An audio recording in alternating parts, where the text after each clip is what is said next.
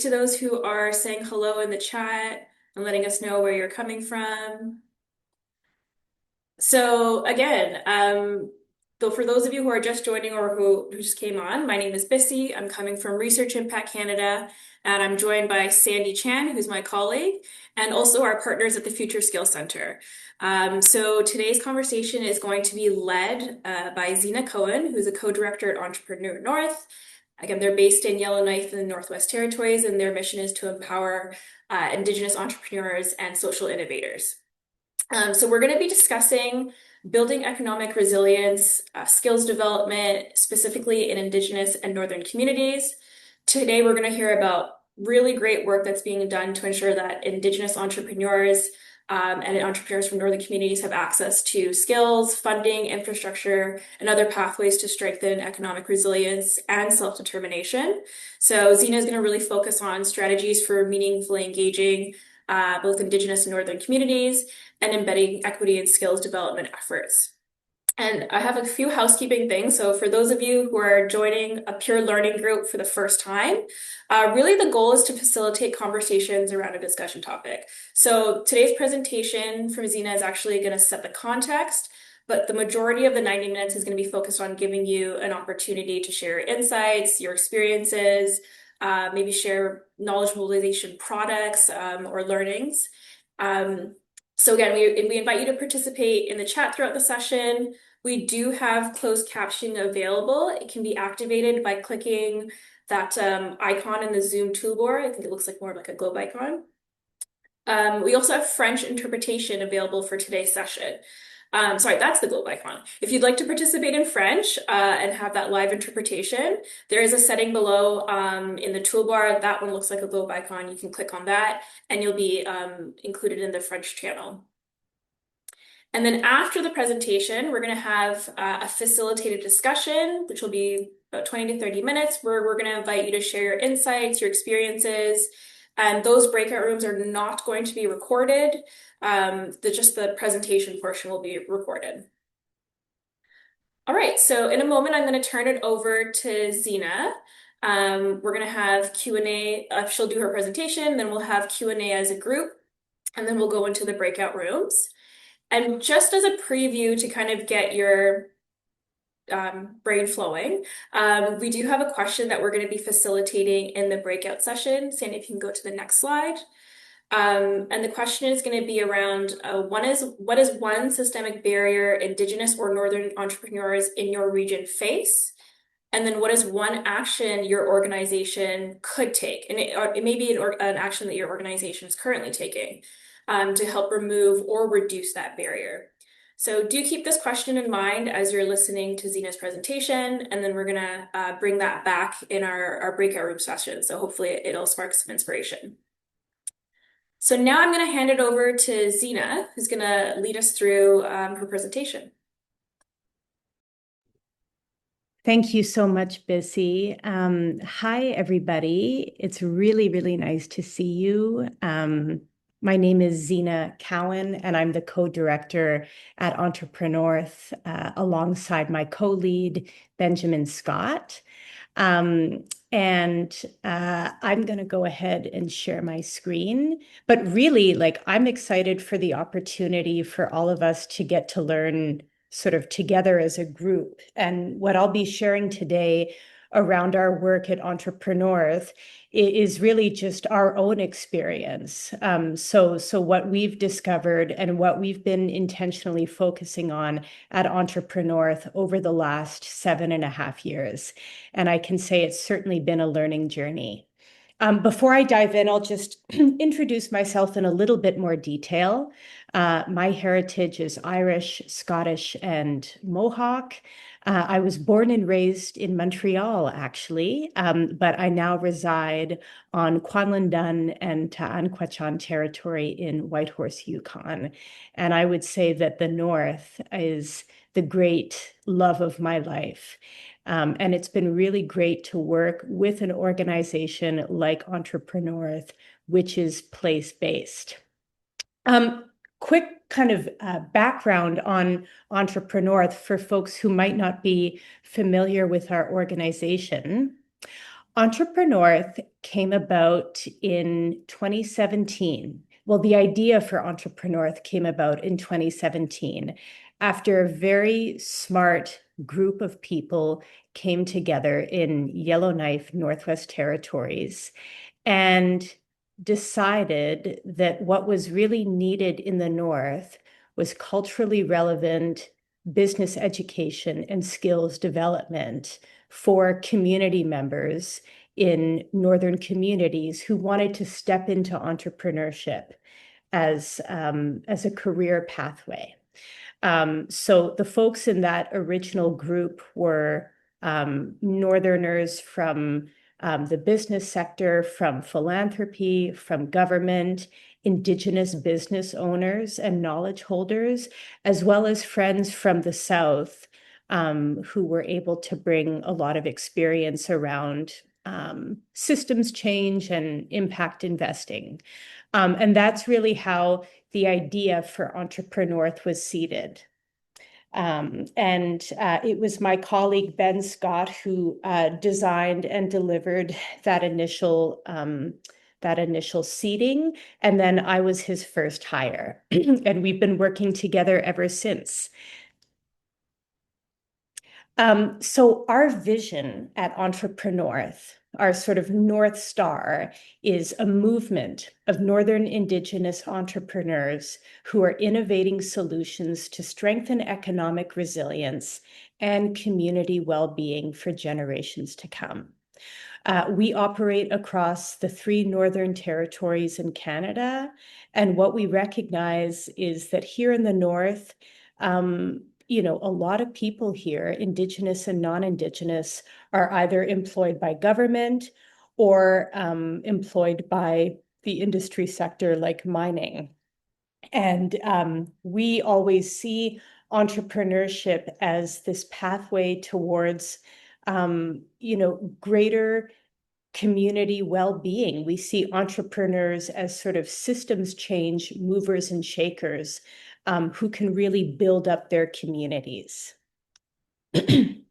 Our purpose at EntrepreNorth is to advance thought leadership on business education and financial practices that honors Indigenous knowledge systems, creates social change, and generates new economic pathways.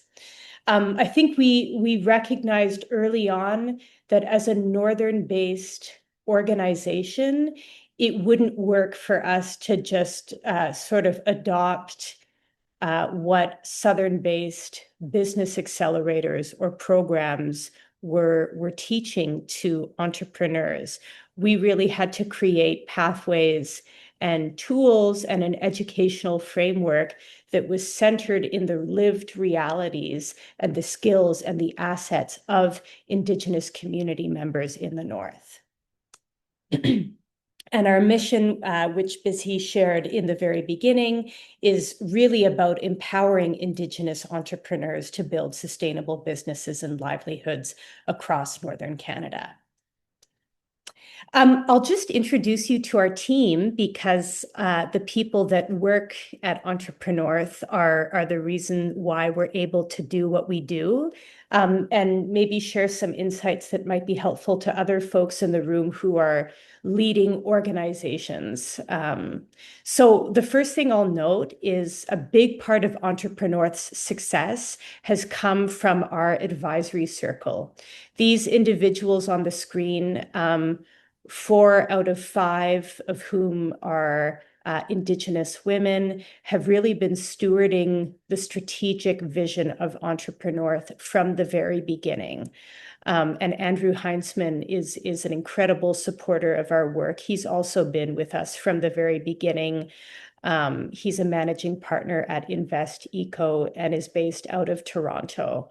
Lena Ivik is a matriarch who is based in Iqaluit, Nunavut, and she is the CEO and founder of Peruvik. We have Mathia Alatini, who is the Grand Chief for the Council of Yukon First Nations here where I live. Tanya Larson is actually an EntrepreNorth program alumnus. She was in our very first cohort, and she's a business owner. She has her own jewelry line, Tanya Larson Jewelry. And Denise Williams, who is the former CEO of the First Nations Technology Council. So yeah, I can't overemphasize how important it has been for EntrepreNorth to be led by an advisory team that really understands the mission and really encourages us to push the envelope. This is just a quick look at our management team. So at EntrepreNorth, we really strive to have our work led by Northern and Indigenous folks who are really rooted in community and who really understand the realities of operating in the North. And this is our lovely staff. We have staff who are located in Yellowknife, Northwest Territories. That's where our head office is. I used to live in Yellowknife, but I moved over to Whitehorse about 2.5 years ago to open up a second office. So we've got team members here as well. And we've got team members who are located in British Columbia. One thing I'll note that's interesting, so at EntrepreNorth, we're developing an impact fund, which is called the Sinew Impact Fund, because we recognize that access to capital is critical for the entrepreneurs we serve.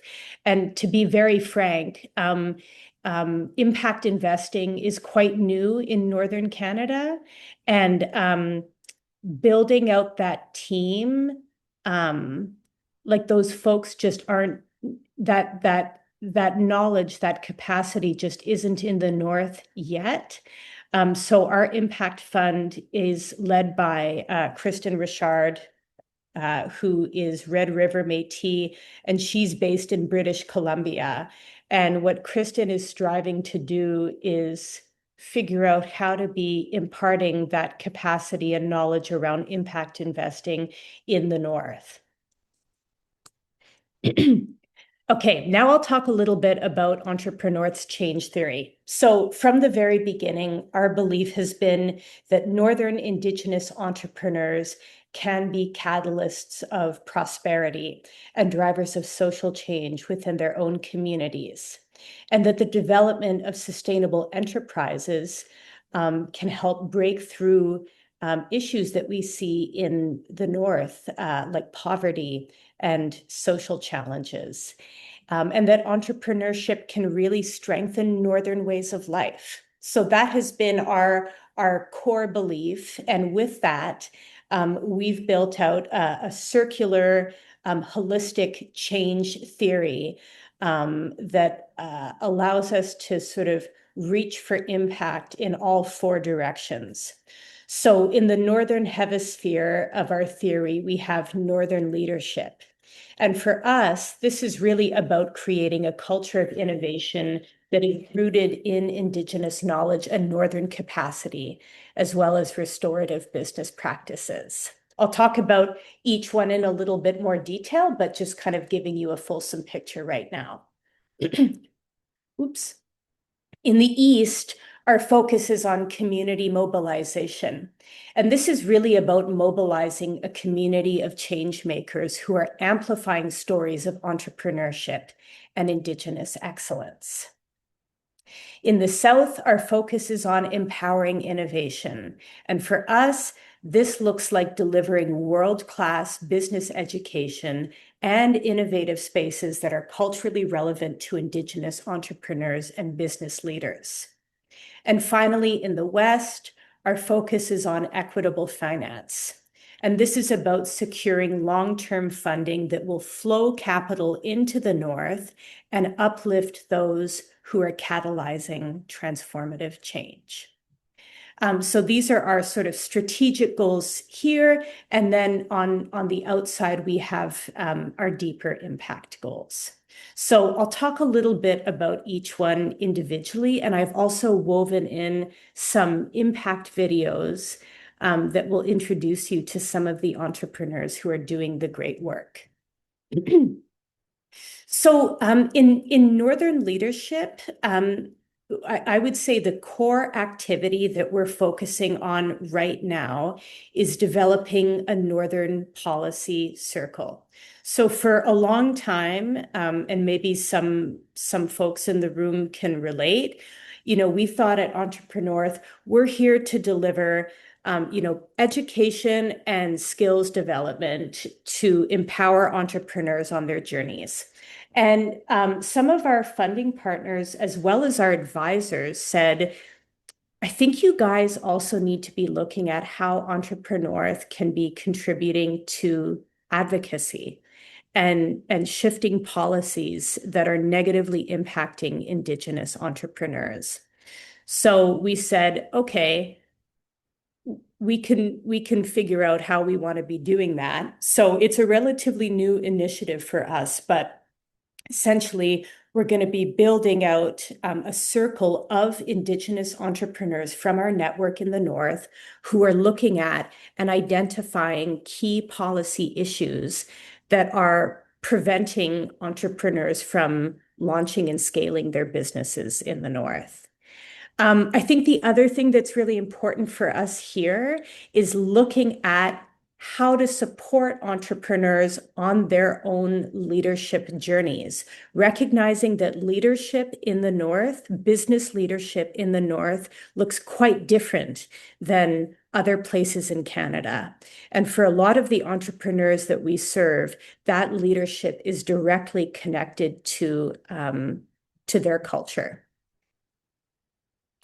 So I wanted to share a clip from one of the entrepreneurs who was in our fashion cohort that we delivered a few years ago. This is Uyaratsiak Ningyongan, and she and her mother are the co-owners of Uyaratsiak's garments. Her English name, May, she's located in in Coral Harbor, Nunavut. And in this video, she talks a little bit about the why behind her business. We offer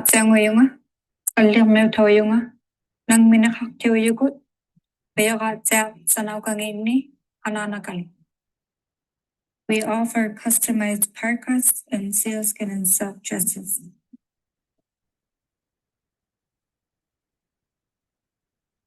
Our why, for me, is a way to connect with our culture. With every stitch, our products are made with knowledge, passion, and love. My inspiration as a seamstress is by reconnecting with our land, our culture, our teachings, and knowledge being passed down to us.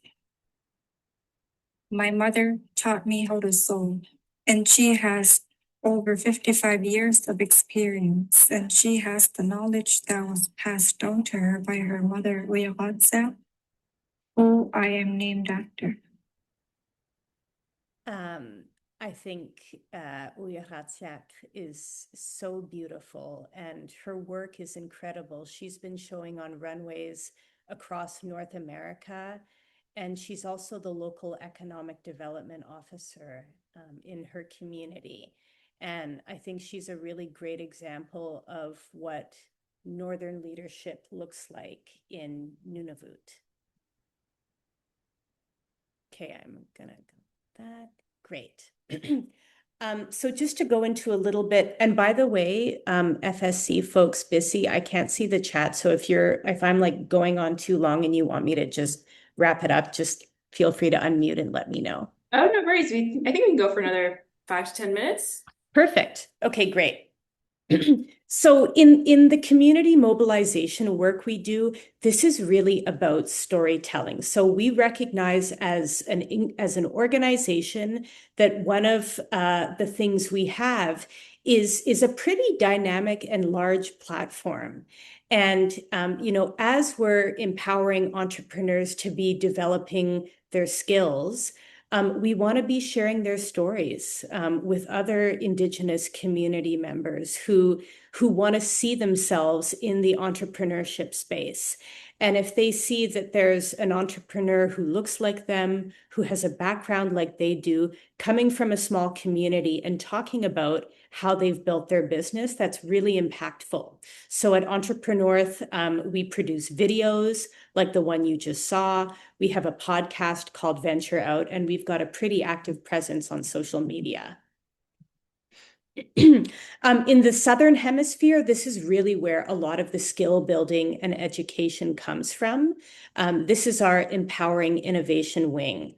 So EntrepreNorth launched in 2017 with our flagship cohort program, which continues to be our biggest offering because it's such an immersive experience for the entrepreneurs. So every year, the cohort program focuses on a specific theme around, one sector, whether it be fashion or food or technology or language. This year, the focus is on micro-manufacturing, and we bring together 8 to 10 entrepreneurs from the 3 territories who are all ready to launch and scale their businesses.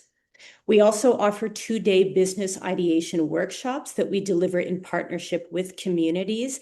And this is really for aspiring entrepreneurs who have an idea that's sort of percolating in their mind that they're wanting to develop. Some exciting work that we're doing right now, we're actually developing technology in the North. And this was made possible in part through the work that we're doing with Future Skills Center. EntrepreNorth is developing its own app. And it is an app that we're calling eNorth, and it is for entrepreneurs from across the North and beyond to be working on their business models from the comfort of home. And the interface of the app is EntrepreNorth's proprietary multi-directional business compass, which is a circular framework that my colleague Ben developed for looking at value creation. On the topic of empowering innovation, I wanted to include a clip from our podcast with Bobby Rose Cooey, who is an entrepreneur here in the Yukon, and she has a guiding business called Dingy Zhu Adventures, where she actually trains and certifies Indigenous youth to become river guides so that they can take tourists out on the land. I see so much potential in the North for Indigenous guides. And if you've been listening to the whole podcast, Indigenous people have the tools and techniques and knowledge and the heart to be guides. Yeah, I just see young people who are so inspiring and so smart and knowledgeable. And I'm hoping that Dingy Zhu Adventures in the future that we can uplift and hire Indigenous guides to be on river trips and leading them. She's so great. And last, but certainly not least, our equitable finance wing in the West is really about figuring out how we can be flowing capital and resources into the North, because that is what entrepreneurs need. That's what organizations like EntrepreNorth need. And as I mentioned in the very beginning, one of the first things that folks identified, that group of very smart people who were designing EntrepreNorth at the start recognized, was that without access to capital, it would be very hard for Indigenous entrepreneurs to maintain their businesses in the North, knowing that access to capital is such a big challenge for Indigenous entrepreneurs. So we are designing and developing a $10 million fund, which we are calling the Sinew Impact Fund, that will flow patient, relational, and non-extractive capital into the hands of Northern Indigenous entrepreneurs who historically have maybe not been able to access capital, and who don't just need money, but who need a team of support behind them, which is what we have at EntrepreNorth. A team of people supporting them on their journey as they recover from trauma associated with money and as they develop their confidence as founders and as business leaders. So again, the impact fund that we're creating is very holistic.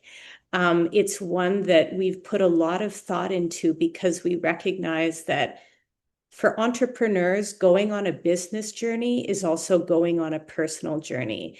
And there have been so many burdens and barriers imposed by colonization that I'm sure many people in the room are familiar with. And in order for entrepreneurs to feel successful, those barriers have to be addressed.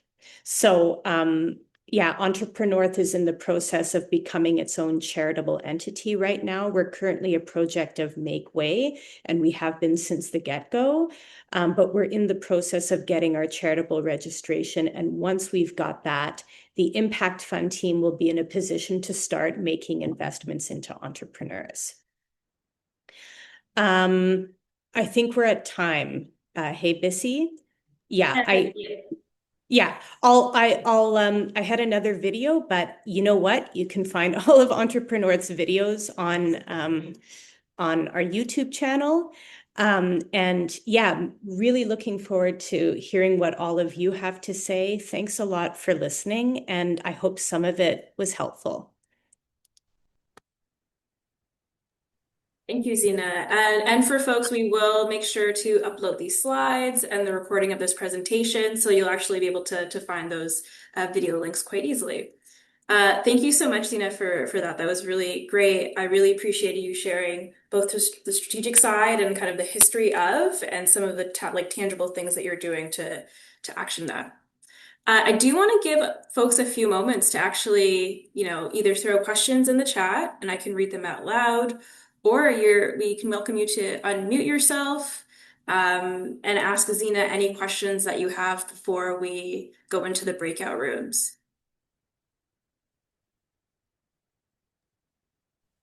Sorry, Busy. I was just reading the chat. Did you ask me something? Sorry. No.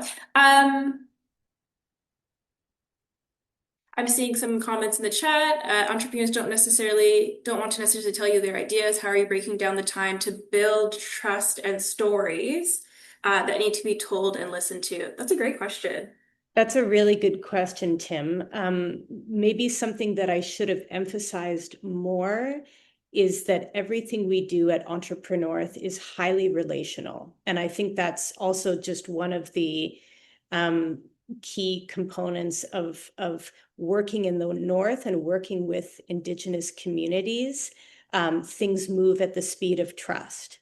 And if that trust isn't there, the programming isn't going to land. So when we offer programming, it comes with developing deep connections with the entrepreneurs who we serve. And we've now worked with over 300 community members, and we do our best to really maintain deep relationships with everybody. And I mean, here in the North, you see people every day. You see people at the airport. When we host our networking events, we invite all of our alum. We're chatting with them on social media. And that's really what it's about. And I think once that trust is there, entrepreneurs are keen to share their stories because they recognize that their story will inspire another community member. Thank you for sharing that. Does anybody have any other questions? I see from, I believe it's Louise. What percentage of Indigenous entrepreneurs successfully launch and scale a business by geography? If you happen to have some quick stats you can share. Yeah, that's a really good question too, Louise. We actually don't have really clear stats around those numbers. I think for some people, what we see is that they only step into entrepreneurship a couple of years after being in EntrepreNorth's program. And that can be for a variety of reasons. It can be around just their personal readiness. It can be around, a shift in lifestyle. What we do see are a lot of folks who come into our program who are gainfully employed by government or by their First Nation. And those can be really hard jobs to step away from because of the benefits and the pay and the security that they offer. So I would say what we see a lot of are entrepreneurs who start by developing side hustle businesses. And then some of them decide to get into entrepreneurship full time, but that really does take a leap of faith. And folks have to be financially set up to do that. And that's another reason why we're developing and launching this impact fund. What I can tell you is that over 80% of the entrepreneurs who we work with are women. And I think that's a pretty common stat that we see in Indigenous communities across Canada. Women are really leading the way in entrepreneurship. And again, I think there's a variety of reasons for why that happens. I also think one of our beliefs is that each entrepreneur can define what successful looks like to them. And for some folks, operating a small side business that's maybe seasonal is successful to them. For another entrepreneur, it is operating full time. So one of the things that we do with program participants is work with them to develop their own impact metrics. Thank you for sharing that response. Oh, we've got more questions. From Teresa, I see, with a high percentage of public service in the North, how do you enable entrepreneurs to navigate the procurement requirements and some of those colonial structures and processes that actually maybe may hinder that? Yeah, thanks, Teresa. I would say that is a work in progress. And one of the things that EntrepreNorth strives to do is build relationships with ecosystem partners in the North. So folks from federal and territorial governments to see how we can be, again, really focused on relationship building so that we're in a position to bridge connections with the entrepreneurs. So oftentimes we'll bring the folks from CANOR, the Canadian Northern Economic Development Agency, into our programming so that the entrepreneurs actually get to meet the economic development officers and they're able to put a face to the name and say, okay, James is my guy. I've got his number. We're going to have a conversation. And also, as entrepreneurs are going through the process of applying for funding, we're there and available to support them. I think figuring out the procurement piece is something that nationally people are looking at. I think many of the entrepreneurs that we work with are solopreneurs. Some of them have teams, but many are solopreneurs, sort of small businesses who are thinking about how they want to be competing for contracts. So it's just, as much as possible, we try to sort of tailor our offerings to the needs of each individual entrepreneur. Thank you for that. So we actually have some more questions that are coming up. That's great. I believe it's from Ramzayan. Do you work with Indigenous tradespeople? So I guess this is a question around what kind of sectors maybe are showing up in your participants. So do you work with Indigenous tradespeople to start their own businesses? If so, what are the key supports for them? Yeah, so we do work with tradespeople. There are a lot of entrepreneurs in the North who are focused on trades.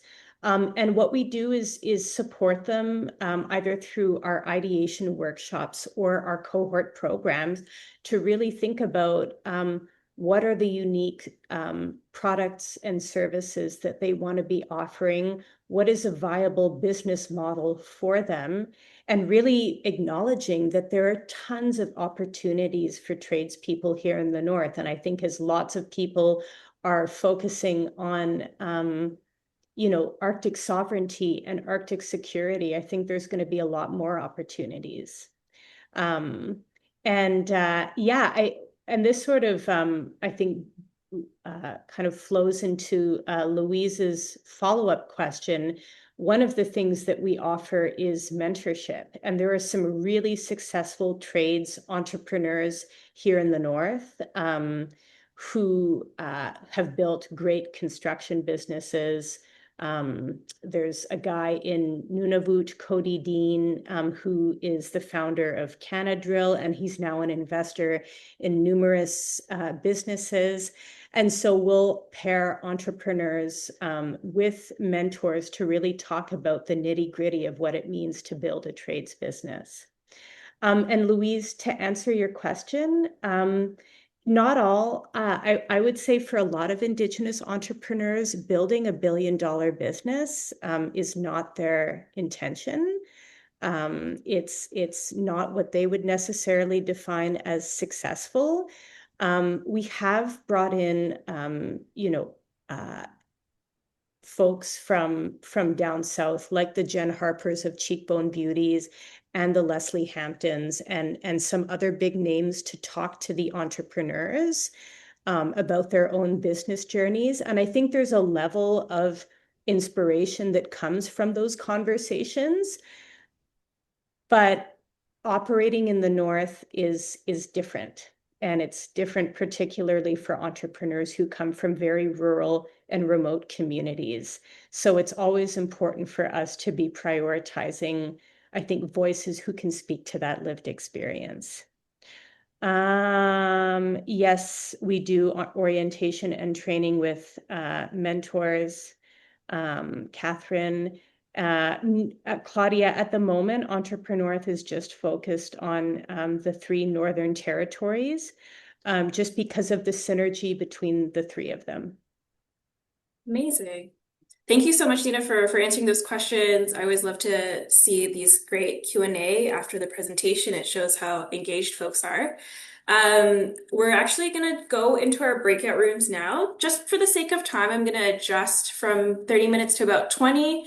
If folks really want to keep going, we can try to extend them, but we'll start with 20 minutes and see how that goes before we bring everyone back into the main room. So just for how this is going to go, we do have that discussion question that we had brought up earlier. So we'll bring those back into the breakout rooms. These are meant to be kind of relaxed spaces where we encourage you to share, how you're going about supporting Indigenous communities or Indigenous entrepreneurs. And then each room will have a facilitator who's going to guide that conversation. And then we'll have some note takers. And then when we come back into the main room, we'll just report back on everything that was shared and hopefully walk away with some resources, some tips and tools of how you may implement these things in your day-to-day work. So again, we really encourage you to share your experiences. These breakout rooms will not be recorded. So really it's just taking notes and word of mouth. Okay, in a moment, you're going to see a prompt to go into the different breakout rooms. You'll see Sandy has started that up. So just feel free to make a room. We just do these to kind of break up the number of people that are each in the rooms to help the flow of discussion. You can feel free to share in the chat how everyone's feeling. I was messaging Sandy on the side in her breakout room, and I heard that there were some great discussions that were happening. We heard some great things in breakout room 1 as well. What I'm actually going to do is invite the facilitators of the room to just kind of give a quick synopsis and recap of what we heard. And we do actually have some additional time so we can, open it back up to Q&A after. So first, I'm going to volunteer Laura, who is in breakout room 1, and also Xina to kind of just share, or volunteer Laura to share back, and then Xina, feel free to jump in and share any final thoughts as well. And then I'll pass it over to Sonia in breakout room 2. Hey everybody, in our room we talked about a range of things, but one of the things we talked about was the challenges of connectivity and also the sort of challenges of getting to remote and rural communities with the technology devices when you're facing those barriers and how that, the basics, I think the term was used was the fork and knife to set the table. If that's not there, then you can't really proceed with the meal. And I think that's a really good analogy of some of the challenges that we're facing. Also talking linked to connectivity is, the solutions to these problems currently are not necessarily things that reinvest in our communities in the way that we'd like them to, and that, a longer term solution is needed. And then the last thing I'll mention is just the end of our conversation where we were talking about sort of the long-term impacts and the expectations specifically from funders around assessing the value of a program based on the cost per participant, which really doesn't make sense in the North, especially when we're building capacity kind of from the ground up, where we expect those costs to be higher, and in rural and remote areas where it costs more money to travel and deliver services. Xina, anything you wanted to add to that? No, I think you captured it really well, Lauren. It was just really inspiring and interesting to hear about the different projects that are happening in smaller communities in the northern provinces as well. Amazing. Thank you for that. I'm actually going to turn it over to breakout room 2. I believe Sonia is going to give a report back. And again, Xina, feel free to jump in if there's something that's shared that maybe you can speak to. Wonderful. Thank you so much. So we also had a really engaging conversation. We talked about a number of different components of the question. Some of the key takeaways from the conversation included that we talked a lot about how many government programs are designed within colonial institutions and colonial processes, and how when a government program is targeting indigenous populations, it needs to be culturally respectful and amended to include different timelines and flexible approaches. It's not a one size fits all, so that the structures and systems in place are not reinforcing themselves within these government programs, but are really changing in an integral way. We also discussed how the North is not homogenous either. We have the territories. I had someone join us as well from working in northern Manitoba, and she mentioned how three communities in this region, what works in one community, although they might be geographically close, are maybe culturally vastly different. And so it's really important to include this understanding when thinking about the challenges and barriers that exist, is that there's unique realities, and they're complex, and a Southern lens needs to be amended to include different perspectives when thinking about different regions across Canada.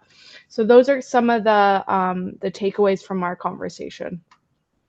Thank you, Sonia. And actually, similarly, in the first room, we also talked about, there was an example from someone from Ontario talking about, you can't have this homogenous approach. There are different players, different jurisdictions to take into account. And while you'd want to be holistic, you still have to maintain some of those balances. So that's definitely something that came across. And then also the point around colonize or kind of colonial structures and processes that may just kind of appear as policy, and this is how it is, kind of figuring out different ways to challenge that, both in how we can think about things and then what the approaches actually are. Xina, anything else that you would like to share here?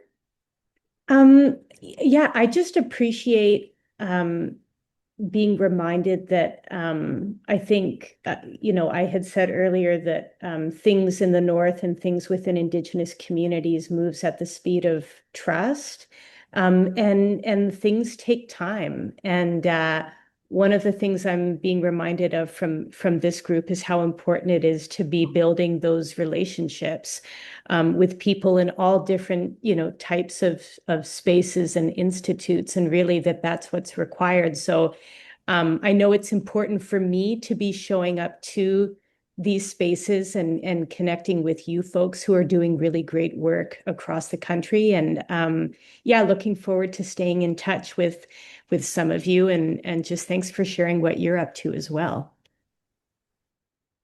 Thank you so much. Thank you for everyone who's joined us. We actually had some folks share resources in our breakout room, but if anyone wants to share some last minute resources in the chat, maybe upcoming workshops or webinars in and around Indigenous entrepreneurship, supporting people in the North, that would be great. What we're going to do is actually here at Research Impact Canada, take away some of the learnings and provide that as a report back. So you'll receive messages about that, and all of the recordings and the resources and slides will be shared and available on our website. So again, thank you to everybody who's joined us. I think we had people from Yukon, from Northern Ontario, from Manitoba, from different parts of the country, and it's always great to have this space where we can have this pan-Canadian conversation around topics. Before we let you go, we would love to do a quick poll. Sandy, if you're able to bring that up, so that we can make sure we get some feedback from all of you. So really kind of simple questions. Do you consider today's conversation to be valuable for your work? Was this an accessible session to you? And then if there are any other ways that we could maybe improve or take a different approach to these events so that they are more accessible to you in the future. And we'll give folks a few moments to do that. Thank you, I see in the chat. Thank you for the helpful conversation. I found this conversation very helpful as well. So thank you for joining and participating.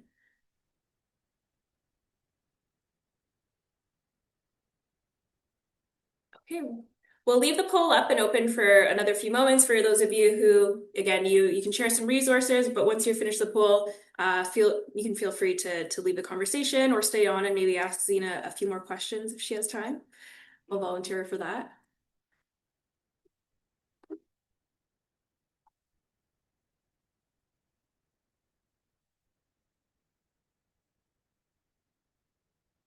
Thank you.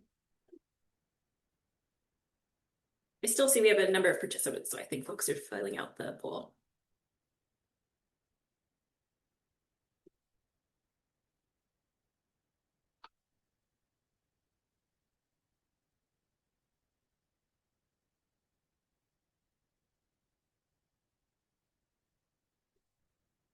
Oh, I see a note in the chat from Louise. I have a gamified career transition program that is accessible from a cell phone in Northern Canada and remote regions. Oh, happy to chat with any about that. Thank you, Louise. Maybe if you're comfortable, if you can throw your maybe LinkedIn profile on the chat or any way that we can get in contact with you.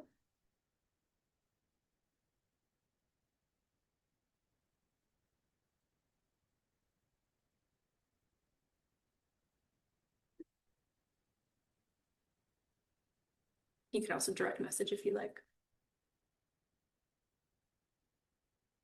Okay, I'm going to end the poll now. I see most folks have filled it in.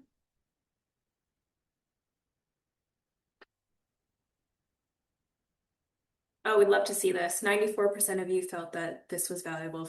That was amazing. Thank you so much for seeing value in this conversation and participating. We know it can be tough discussing challenges and different approaches, but this was a really great combo. Thank you to everyone.